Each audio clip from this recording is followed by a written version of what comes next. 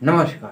तो आज की खबर में हम शामिल किए हैं देश के महत्वपूर्ण रेलवे स्टेशनों में से एक मुगलसराय जंक्शन का। उत्तर प्रदेश के चंदौली जिले में स्थित एक मुगलसराय जंक्शन है, जिसका कि नाम बदलकर पंडित दीनदयाल उपाध्याय जंक्शन कर दिया गया है। आज की खबर में हम लेकर आए हैं कि आखिर मुगलसराय जंक्शन को पंडित दीनदयाल उपाध्याय जंक्शन के नाम से क्यों बदला गया। बता दें कि मुगलसराय जंक्शन ये एक ऐसा रेलवे स्टेशन है जहां से कि आपको देश के विभिन्न कोनों के लिए ट्रेनें मिल जाती हैं, चाहे दिल्ली, कोलकाता, मुंबई, अहमदाबाद, राजस्थान, गुजरात, सिलीगुड़ी, यानी जहां भी आप जाना चाहेंगे, देश के जिस हिस्से में आप जाना चाहेंगे, सभी हिस्सों के लिए ट्रेनें मिल जाती हैं मुगलसराय जंक्शन से। यानी देश के कई महत्वपूर्ण रेलवे स्टेशन हैं, कई बड़े बड़े रेलवे स्टेशन हैं, जिनमें से कि एक है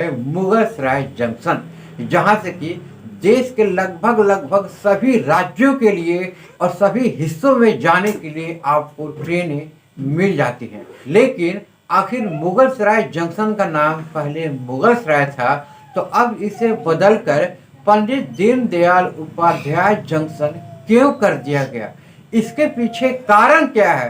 तो आज की खबर में हम लोग जानेंगे कि आखिर मुगलसराय का नाम क्यों बदला गया, क्या कारण था, पंडित दीनदयाल उपाध्याय जंक्शन क्यों किया गया। आइए जानते हैं। और सबसे बड़ी बात है कि इस खबर को हम आज ही की तारीख में क्यों लाए हैं, इसके पीछे भी कारण है, क्योंकि पंडित दीनदयाल उपाध्याय जी का आज जन्मदिन है, यानी पंडित दीनदयाल उपाध्याय जी की आज जयंती है। बता दें कि पंडित दीनदयाल उपाध्याय जी का जन्म आज ही के दिन 25 सितंबर 1916 ईस्वी को हुआ था। जयपुर अजमेर जो राजस्थान में पड़ता है, तो जयपुर से अजमेर जो जाने वाली ट्रेन की रूट है, उसी रूट में एक छोटा सा गांव पड़ता है। उसी गांव में 25 सितंबर 1916 ईस्वी को पंडित दीनदयाल उपाध्याय जी की जन्म हुई थी। लेकिन उनके जन्म स्थान से बहुत लोग कंफ्यूज होते हैं, यानी कई किताबों में आप देखे होंगे कि कहीं कहीं मथुरा का भी जिक्र होता है। मथुरा का भी जिक्र होता है, जो उत्तर प्रदेश में पड़ता है मथुरा, तो वहाँ का भी जिक्र होता है। तो वहाँ का जिक्र क्यों होता है, थोड़ा सा हम बता देते हैं इसके बारे में। उनके माता पिता जो थे वो मथुरा में आकर बस गए थे, यानी राजस्थान से आकर और मथुरा में बस गए थे और वहीं पे अपना रोजी रोजगार करते थे। इसलिए कई किताबों में आप पढ़े होंगे कि उनका जन्म से संबंधित स्थान मथुरा को भी दिखाता है, यानी मथुरा को भी दर्शाता है। लेकिन उनकी जन्म हुई थी राजस्थान में और उनके माता पिता मथुरा में आकर अपना कार्यभार करते थे पूरे परिवार के साथ, इसलिए उनके जन्म के साथ मथुरा को भी जोड़ दिया गया है। पंडित दीनदयाल उपाध्याय एक सच्चे विचारधारा और भारतीय जनसंघ की स्थापना के एक सदस्य थे। साथ ही भारत के राजनीति इतिहास में सबसे महत्वपूर्ण व्यक्तियों में से एक माने जाते थे। आज 25 सितंबर 2024 है और आज से तकरीबन 55 वर्ष पहले पंडित दीनदयाल उपाध्याय जी गुजर चुके थे, लेकिन उनके नाम पे मुगलसराय रेलवे स्टेशन का नाम इसलिए पड़ा। दरअसल पंडित दीनदयाल उपाध्याय जी 11 फरवरी 1968 ईस्वी को नई दिल्ली के रेलवे स्टेशन पर अपने सामानों के साथ ट्रेन के इंतजार में खड़े थे। वो ट्रेन थी नई दिल्ली हावड़ा एक्सप्रेस। उस ट्रेन से पंडित दीनदयाल उपाध्याय जी को पटना जंक्शन पहुंचना था और उसके लिए उन्होंने पूरी तैयारी के साथ ये 11 फरवरी 1968 ईस्वी को नई दिल्ली रेलवे स्टेशन पहुंचकर और अपने ट्रेन का इंतजार करना शुरू कर दिया। जैसे ही बिहार के राजधानी पटना में उनके शुभचिंतकों को खबर मिली और उन्हें सूचना दी गई कि पंडित दीनदयाल उपाध्याय जी कल सुबह में 7 बजे पटना रेलवे स्टेशन पर उतरेंगे,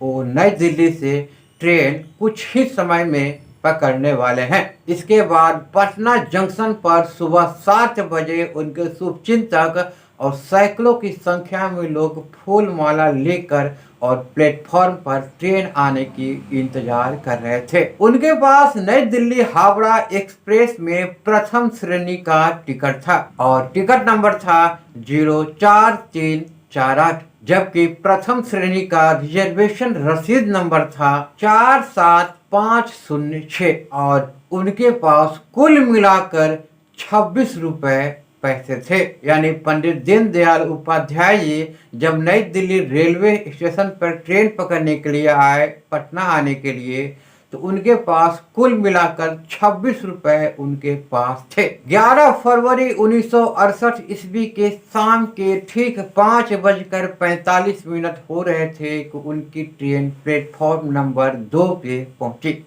ट्रेन का नाम है नई दिल्ली हावड़ा एक्सप्रेस।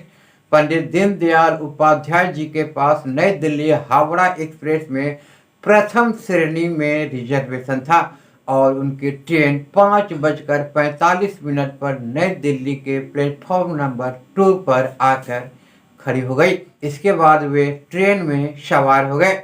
बता दें कि उनकी टिकट नई दिल्ली से पटना तक के लिए ही बुक की गई थी। यानी वे नई दिल्ली से चढ़कर पटना के लिए आ रहे थे। नई दिल्ली हावड़ा एक्सप्रेस अपने समय के मुताबिक 6:15 पे नई दिल्ली से खुलती है और पूरी रात ट्रेन चलती है। ट्रेन चलने के बाद आखिरी रात यानी मध्य रात्रि को मुगलसराय जंक्शन पहुंचती है।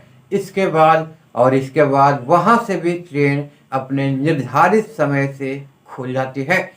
इसके बाद इंतजार होता है पटना रेलवे स्टेशन पे। नई दिल्ली हावड़ा एक्सप्रेस जब पटना के प्लेटफॉर्म नंबर 1 पर पहुंची तो वहां पे सैकड़ों शुभचिंतक अपने हाथों में फूल माला लिए हुए उन्हें स्वागत करने के लिए लोग खड़े हुए थे। लेकिन नई दिल्ली हावड़ा एक्सप्रेस आई और अपने समय से खुल भी गई, लेकिन वहां पर ना किसी का पता चला और ना ही पंडित दीनदयाल उपाध्याय जी पटना रेलवे स्टेशन उतर पाए। इसके बाद रेलवे स्टेशन पे आए उनके स्वागत के लिए सैकड़ों लोगों को निराश होना पड़ा।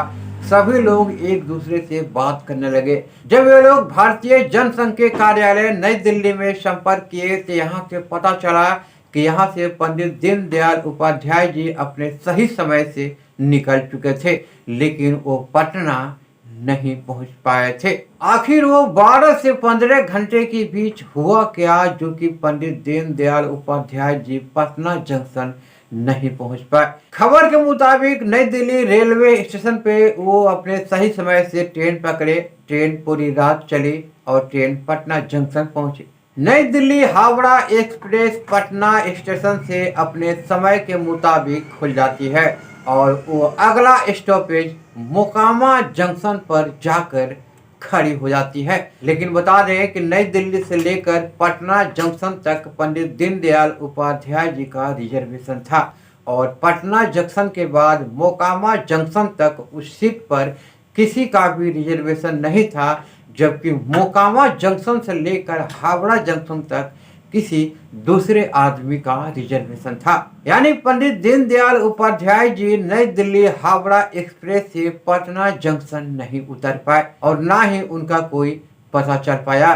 ट्रेन अपने समय से पटना जंक्शन से रवाना हुई और मोकामा जंक्शन पर जाकर खड़ी हो गई, जहां से कि मोकामा से हावड़ा तक के लिए किसी दूसरे आदमी का उस सीट पर रिजर्वेशन था। मोकामा जंक्शन पे जैसे ही ट्रेन पहुंचती है तो उस सीट पर जिसका रिजर्वेशन था मोकामा जंक्शन से, वो आदमी अपने साजो सामान के साथ सीट पर पहुंचता है। इसके बाद ट्रेन मोकामा जंक्शन से भी खुल जाती है। जब ट्रेन मोकामा जंक्शन से खुल गई, इसके बाद उस सीट पर का व्यक्ति अपने सामान को रखने के लिए नीचे यानी सीट के नीचे जगह देखना शुरू कर दिया।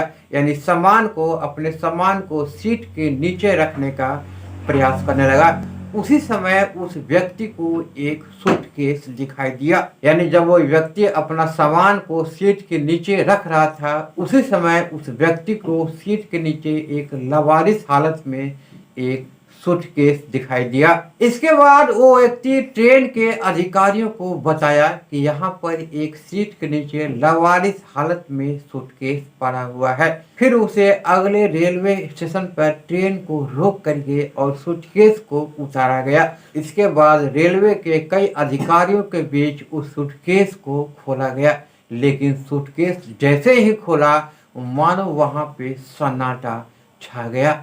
बता दें कि वही सूटकेस थी जो कि पंडित दीनदयाल उपाध्याय जी की थी, लेकिन आखिर सूटकेस गाड़ी में पड़ी रह गई, लेकिन पंडित दीनदयाल उपाध्याय जी कहाँ गायब हो गए, इस पर अभी तक मंथन जारी है। वो सूटकेस खोलने के बाद उसमें देखा गया कि बहुत अजीब तरीके से एक दो कपड़े को चिबोर मिमोर कर रखा हुआ है और एक अच्छे शख्स का कोई फोटो है और साथ ही एक घिसी पिटी डायरी मिली थी। जैसे ही नई दिल्ली के जनसंघ कार्यालय को जानकारी मिली कि एक सूटकेस ट्रेन में लावारिस हालत में मिला है, जिसे कि मोकामा जंक्शन से आगे उसे उतार लिया गया है, तो मानो पूरे जनसंघ के कार्यकर्ताओं में हड़कंप मच गया। यानी जिसके इंतजार में लोग यानी सैकड़ों लोग अपने हाथों में फूल माला लेकर के पटना रेलवे स्टेशन पे इंतजार कर रहे थे, उनका सूटकेस लावारिस हालत में मिला।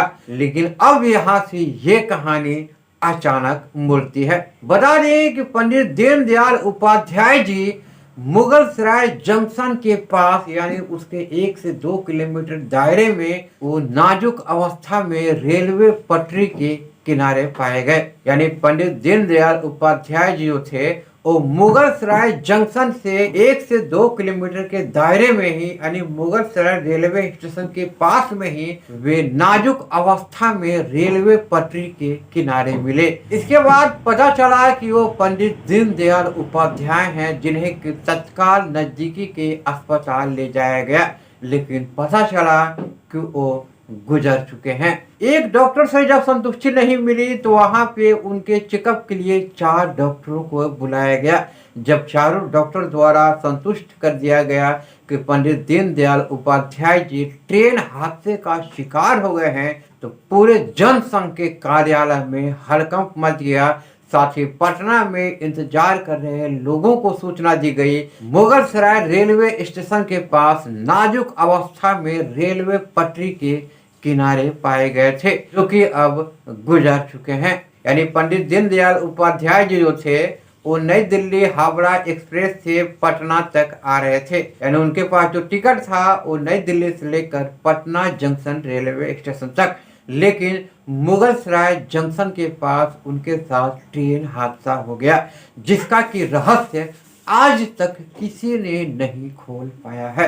पंडित दीनदयाल उपाध्याय जी के साथ जो घटना हुई वो मुगल सराय जंक्शन के पास ही घटना हुई, इसीलिए मुगल सराय जंक्शन का नाम बदलकर पंडित दीनदयाल रेलवे स्टेशन कर दिया गया। लेकिन एक रहस्य जो आज तक कभी किसी ने नहीं खोल पाया, ना ही कोई राजनीतिक पार्टी खोल पाई और ना ही देश के कई बड़े बड़े अधिकारी खोल पाए, आखिर पंडित दीनदयाल उपाध्याय जी के साथ मुगल सराय में ऐसा क्या हुआ कि जो ट्रेन से बाहर यानी रेलवे पटरी के किनारे नाजुक अवस्था में मिले, जबकि वे ट्रेन में थे और रेलवे पटरी के किनारे नाजुक अवस्था में मिले।